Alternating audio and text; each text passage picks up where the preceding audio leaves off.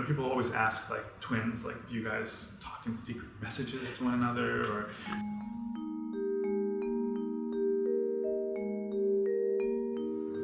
Part of my motivations for this opera in general were to write something personal and to write something about history and about ideas. And I'm a twin, and I have a very close relationship with my brother.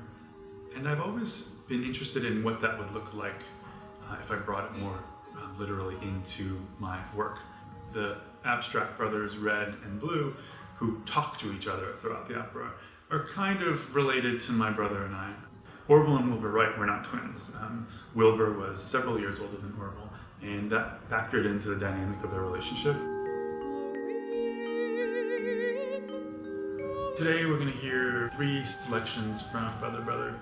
The first selection is called Kitty Hawk. This is the scene of the Mother Fate, who's this kind of benevolent, angelic figure, is narrating the story of the Wright Brothers' first flight. And it's very impressionistic, very imagistic. The second selection is the end of the first act. It's called The Silent Puzzle. Orville and Wilbur have finished their airplane. They've kind of made this tremendous achievement, and there's a little bit of aimlessness about it. They don't fly again for 3 more years.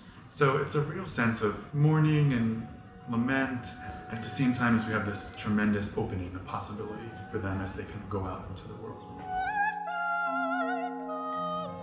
The third selection, Wilbur Wright has gotten ill, and it's very clear that this is the end. So Orville is sitting by his bed and sings him an aria. When it came to Orville, he was kind of, in a way, riding his brother's shirt tails.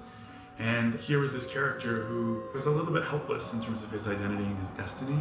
I felt like, oh, the countertenor was the way to go with that. And also, I draw a lot of inspiration from Baroque and early music, and I just have always loved the sound of the countertenor.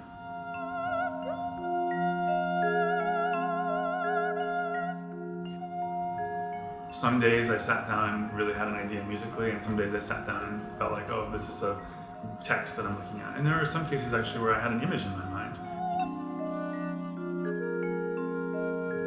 When I've done excerpts of this piece in the past, I've always been really involved in the selection of the musicians, the singers. This experience with First Take really, I think, will be the first time that I get to see the piece kind of in someone else's hands. So I imagine there'll be some wonderful discoveries, and also maybe some moments where I say, oh, let's do that a little bit differently. and that'll be fun too.